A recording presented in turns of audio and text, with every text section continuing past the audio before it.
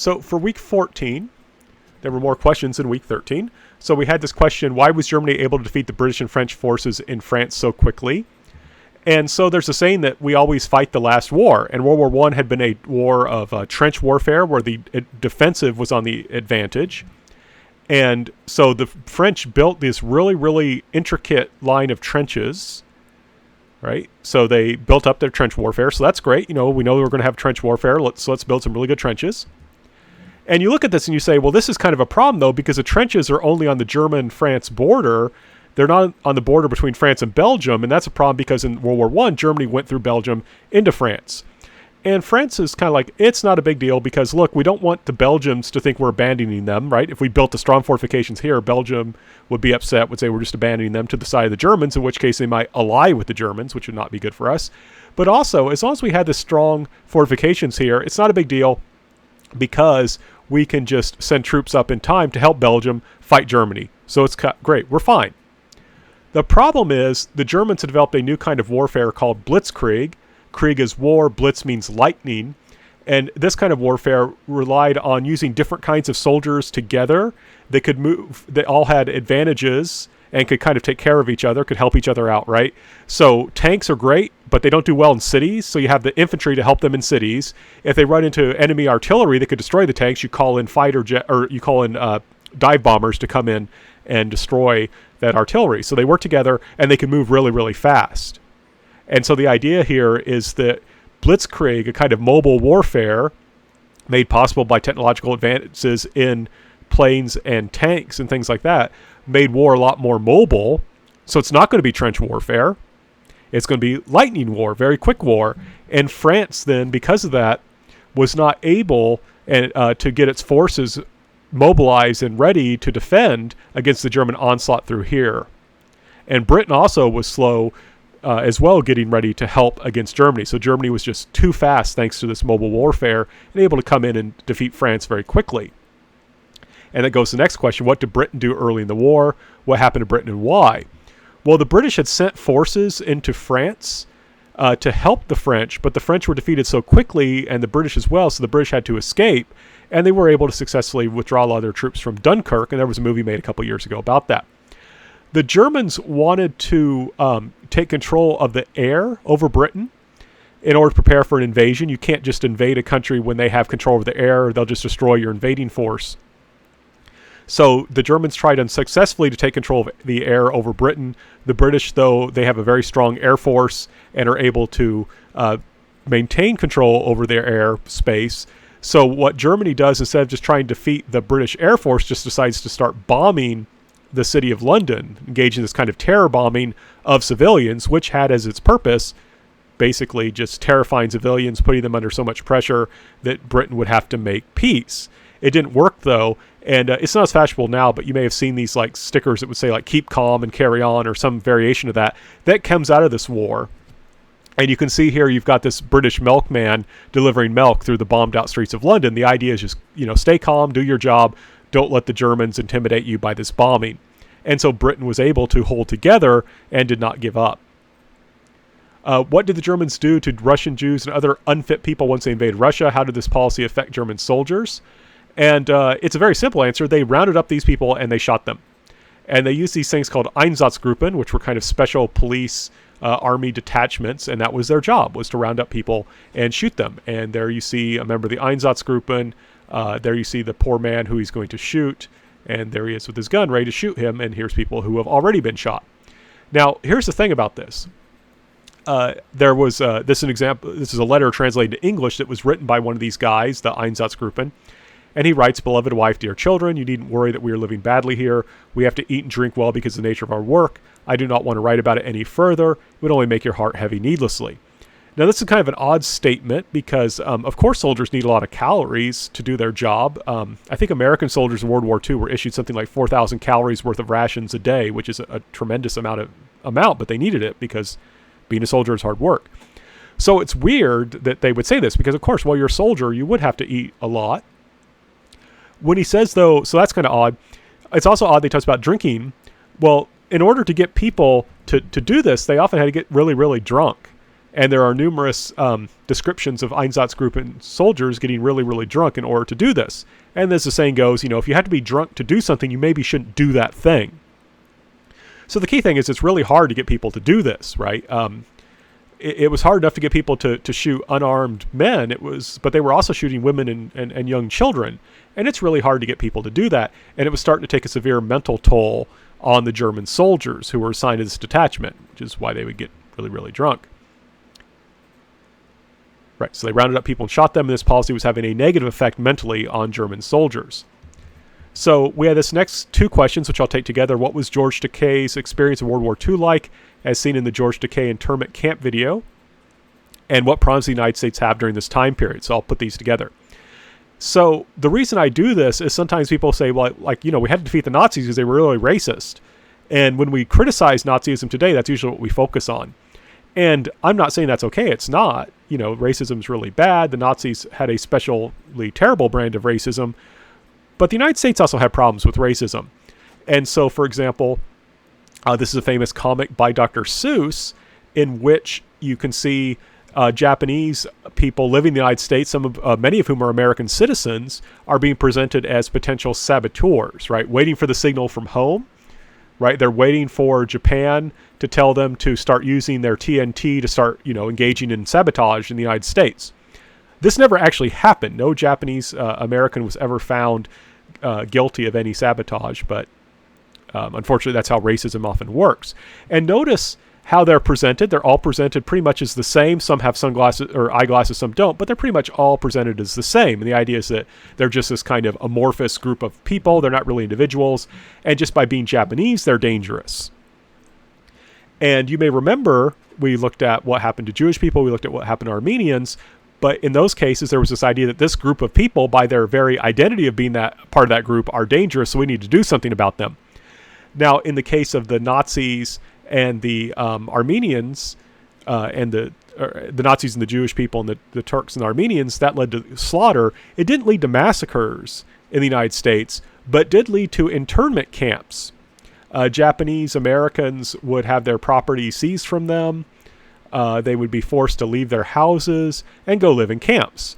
And this often led to them losing their businesses and things like that. Now, again, they weren't being massacred, but I want to stress, it was basically like, you're Japanese, whether you're a citizen or not, you have to go to this camp, you lose your property, you lose your freedom. And it's not because you've done anything as an individual, and even as a group, you can't argue that they've done anything, they haven't. This is just happening because you may do something because you're a member of this group. George Takei, who played Sulu in Star Trek, was a little boy. I think he was 4 or 5 years old when his family was first interred. He remembers it, and he went from living to this in a nice middle-class 3-bedroom house with his parents and his 2 siblings to living in a horse stall, right? He lived in the place where horses used to live, and they moved out the horses to make room for the Japanese Americans. And then a lot of times when they got out, when the war was over, this is what they came back to, their property vandalized. And there's a very famous World War II comic called Willie and Joe, which is really well made. It's really a great comic. And they were really funny. Like, I love this. They're going to capture this German. And it says, don't startle him, Joe. It's almost full, because they want his alcohol, right? That's the joke. It's, okay, we got to capture this guy, but don't scare him and make him drop the booze. But they also, the artist, I think his name was George Malden, recognized the injustice of this. And you can see here where you've got all these patriotic slogans, and you have this Japanese-American soldier wounded in battle, and he's being told, you read signs, no Japs allowed, even though, I pretend to be patriotic, I don't care because you're Japanese, even if you are an American. And this, you can see, this is what I was giving you example about how Japanese Americans, because they were forced in the internment camps, might lose their property. Here you have had once been a Japanese market, and a non-Japanese person, in this case a white American, has gotten a hold of it because the Japanese person had to sell it very cheaply. And it says, we don't have to worry about the owner coming back. He was killed in Italy, meaning that Japanese American who had been interred had volunteered to fight for the United States, and a large number of Japanese Americans did volunteer to fight in World War II, even though they were interred. And here this poor man has been killed in Italy, so he's never getting his property back. So these are serious problems having to do with race. Now, I focus on Japanese Americans, but we also have to make sure to emphasize that African Americans face similar issues. And I use this picture to point out that the American army that was fighting against the Nazis was segregated, right? Military police colored, right? So there's regular military police, meaning the white military police, and then there's the colored so-called military police. So this is kind of the issue. Sometimes we look back and we think of World War II as like the good war because we're fighting the racism of the Nazis. And I do think the Nazis need to be defeated. I'm not defending Nazism, and definitely the United States was not Nazi Germany. We weren't massacring people because of their race. But you can still see we have problems, and one of those problems is racism, and that's important for understanding what happens later in the 50s and 60s. Why was the Holocaust so devastating to European Jews? Why did the Nazis shift from using the Einsatzgruppen to gas chambers? And this is also connected to this question: how did the Nazi attempt to exterminate Jewish people change over time, and why? So I want to take these questions together. So the Holocaust killed about 6 to 7 million Jewish people in Europe. That's a lot of people. But it's hard sometimes for me to make sense of really big numbers. But the key thing here is that, like I said, it's 6 to 7 million people. There was only about 9 million Jewish people in Europe. So that means it killed 2 out of every 3 Jewish people in Europe.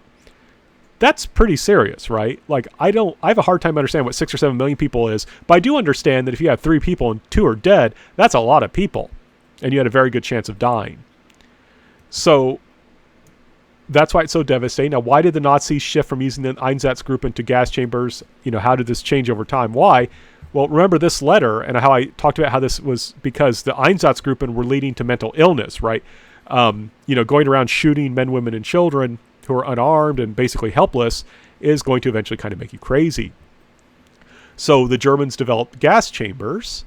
Basically, what would happen is you would have these Jewish people brought to a camp. They would be on a train for several days.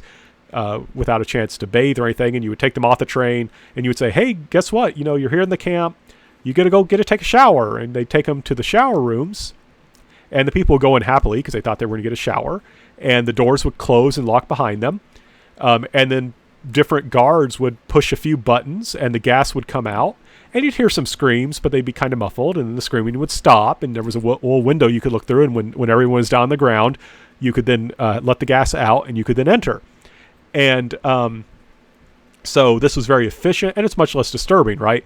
If you're shooting people up close, it's just disturbing to do. You're going to get splattered by their blood and brains and bones.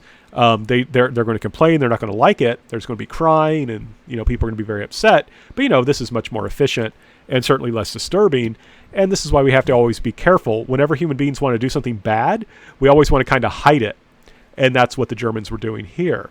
So this is more efficient, less disturbing, so they can kind of try and hide from the evil that they were doing. Why did Japan want to obtain from China? What strategy did Japan pursue in its war with China? What atrocities were committed in China, and how did Japan's war in China lead it to attack the United States? So in Japan, it's kind of weird. There was no like Adolf Hitler person. There was no one really at the top directing things. They had an emperor, but he really didn't do much in terms of just day-to-day governing. The civilian democrat government was too weak to control the military, and the military was convinced that only expansion to obtain resources that could make the empire self-sufficient will allow for Japan's survival. And what will happen is there's conflict between the military and the civilian government over this policy. The emperor will support the militarists instead of democracy, and the civilian officials will be assassinated by the military, and the military will support, the Japanese public will support the assassins rather than the civilian government. So this gives enough confidence to the military to seize Manchuria in 1931 and to invade the rest of China in 1937. And I have this image here. Basically, what the Japanese military did in 1931 was they had a railway in Manchuria, and the Japanese military blew up a little piece of it. That's the piece. That's it. But the Japanese military said, oh no, the Chinese destroyed a part of our railway. We have to take over Manchuria. And that's what they did. So basically, these low-ranking military officers dragged Japan into a war with China in order to get the resources that they think they need to make their empire self-sufficient in order for Japan to survive. So it's really weird because they saw themselves as acting out of self-defense, but they totally invaded someone else's country, and China did not pose any kind of a direct threat to Japan at this time. So you can kind of see in 1931, Japan, remember they already had Korea as their colony. 31, they seized all this. And starting in 1937, they expand down here. They're going to take this area very quickly. Shanghai, which is kind of the economic capital of China. And then here's Nanking, which is the kind of political capital of China. So the Japanese are going to take, in 1937, take this area and get Shanghai and start marching on Nanking. They will kill large numbers of Chinese people, including prisoners of war. When the Japanese were defeated in World War II, they released thousands of Allied, American, and British prisoners of war, but only about 30 Chinese prisoners of war because they didn't take Chinese prisoners, or if they did, they would execute them. And then when the Japanese took the city of Nanjing, the political city, political capital, they killed about 200,000 Chinese people and committed a huge number of rapes. Now, when you take over a city militarily, oftentimes soldiers will do bad things. That just happens. But what makes this particularly bad is that the high command allowed this to happen. Sometimes, there's a few days of looting and killing when you take a city. This went on for about 6 weeks because the Japanese leadership wanted it to go on to try and basically terrify the Chinese people so that they would give up. So what happened, though, is the Chinese people did not give up. They lost their capital in Nanjing. The nationalist government under Chiang Kai-shek just moved the capital to Chongqing here. And so the Japanese responded by bombing it. And this is basically kind of terror bombing. Now, so this is one thing I want to point out. This class is not so much interested in the moral issues directly. There is a moral issue with World War II because you do have this bombing of civilians. There's this kind of question, okay, is this okay or not? And I don't think it is.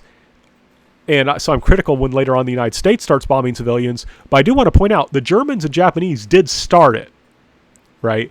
So this is always a problem when sometimes you see a critique of American bombing during World War II of civilians. And I do think we should not have bombed civilians in World War II. It's kind of forgotten that the Japanese and Germans started it. It's just the Americans were better at it.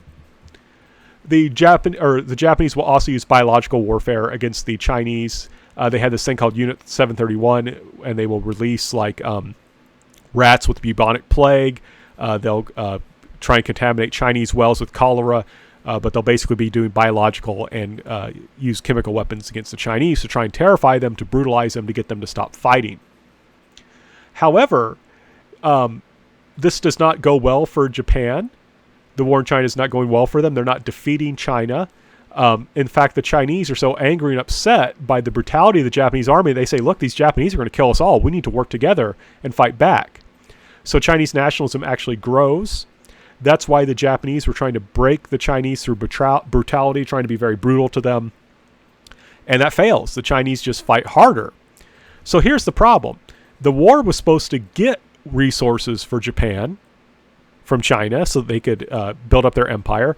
Especially Japan was afraid that eventually they'd have to fight the Soviet Union. So they wanted to get China's resources to help them fight the Soviet Union. But instead of this war helping them get resources, it's costing them resources in order to win the war, right? They need resources to continue and win the war. So it's really sad in a sense. I mean, it's sad in many ways. But the whole point of the war was to get resources, and it's not working. It's actually costing the Japanese resources. So what they want to do is expand into Vietnam and to eventually get a hold of Malaysia and Indonesia, which are colonies of the Dutch and the British. And that's because they want access to oil and rubber and other natural resources because they're trying to fight this war and need oil to do that. The U.S. is very sympathetic to China. There were a lot of American missionaries in China, and so the U.S. demands that that Japan withdraws from China and Vietnam, and we're not going to sell them oil until they do that. Right? So Japan is expanding its war into Vietnam, and it's clearly wanting to go south into Indonesia and Malaysia. And the United States it thinks it needs to do that to get the resources to finally win its war in China. And the U.S. says, hey, you got to stop that. You have to withdraw, and we're not going to sell you oil. And I think Japan got something like 70% of its oil from the United States. And Americans are basically saying, look, we're sympathetic to China. We don't want to sell the oil to Japan, or oil that Japan will use to invade China. So we don't like that.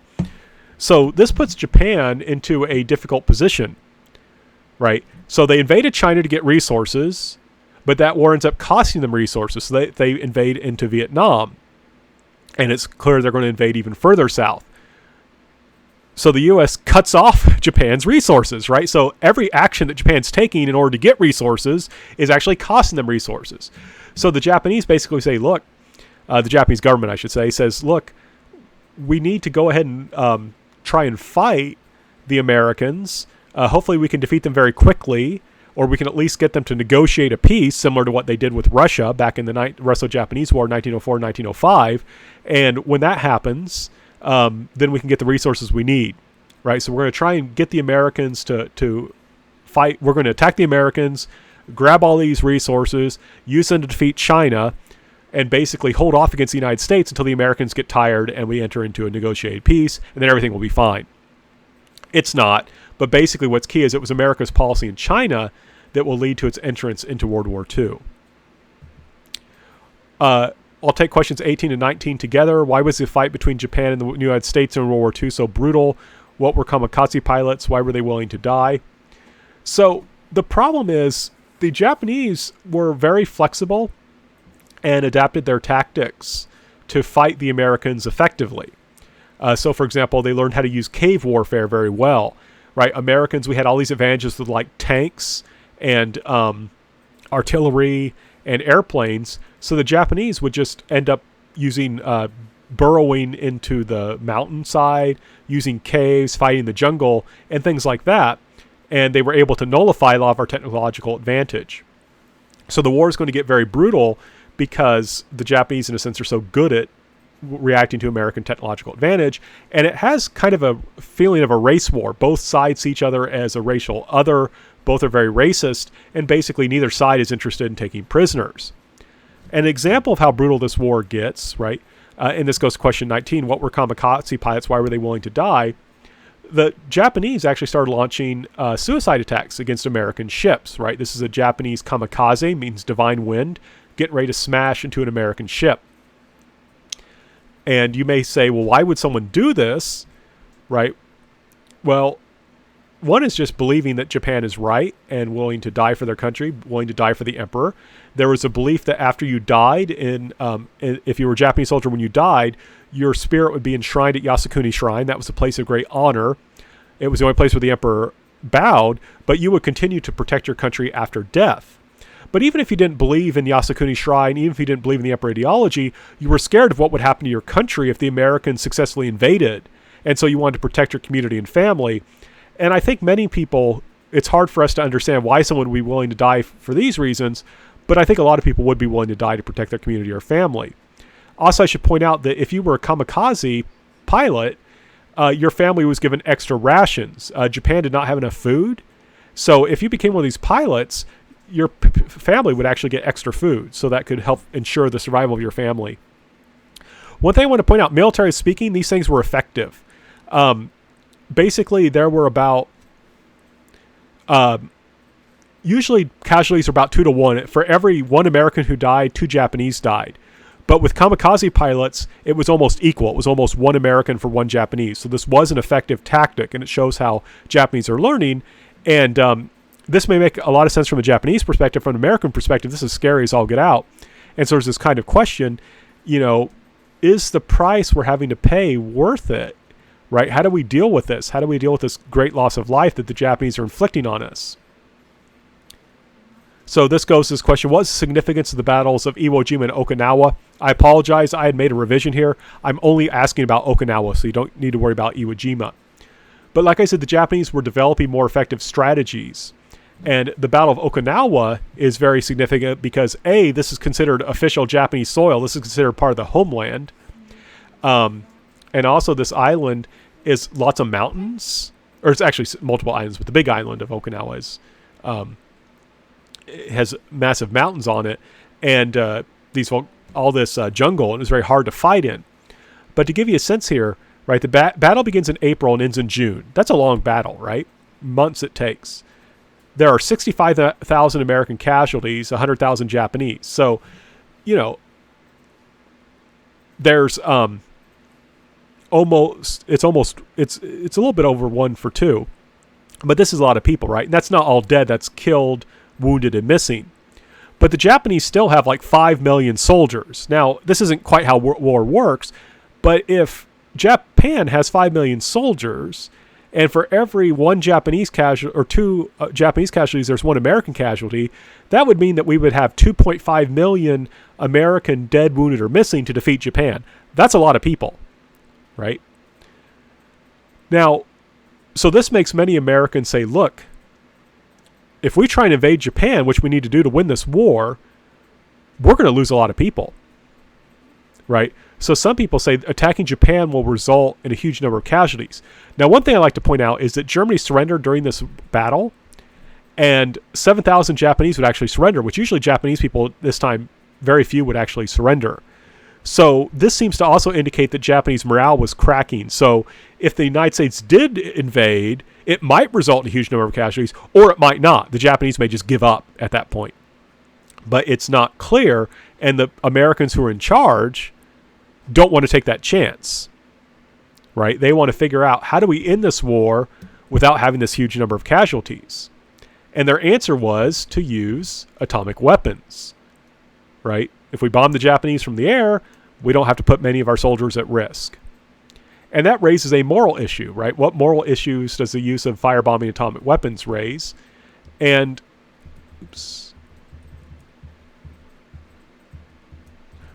oopsies.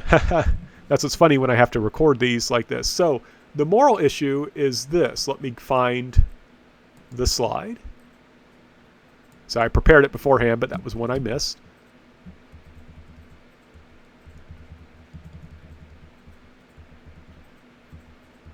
Here we are. So the Axis powers, Germany, Japan, and Italy, are so bad they cannot be continued to allow to exist, right? The Imperial Japanese government was terrible. It killed huge numbers of people, huge numbers of its own people. It's so bad we can't allow it to exist. But we also want to win the war with a minimum number of Allied casualties, right? We don't want to lose 2.5 million soldiers invading Japan. So what happens is we will use tactics to kill large numbers of innocent civilians, such as strategic bombing and atomic weapons. But killing innocent civilians was something we criticized, right? We were critical of Japan and Germany when they did it, but then we turned around and did it too, and we did it in a much more effective way. So this challenges the liberal Democrat commitment to universal values like equality, right? So that's kind of the moral issue this raises. So this goes to this next question. Why does Japan surrender? Well, the United States had dropped 2 atomic bombs on Japan and threatened to drop more. And then Russia declared war. And notice I'm not too strict on dates, but this is a lot going on for Japan, right? August 6th, they get hit by atomic bomb. August 8th, Russia declares war and invades. Remember, they had invaded China to get resources to fight against Russia. And that had not gone well. And then on August 9th, they get hit by another atomic bomb. Even then, there was still disagreement within the Japanese government over whether they should surrender or not. Basically, it was a 3-3 tie among the high ministers. And eventually, and what the key thing, the sticking point was, they wanted to make sure that the United States would allow the emperor to continue to rule. The emperor broke the tie, though, and they just decided to go ahead and surrender. And that brings us to the end of the week 14. I'll now make the week 15 video.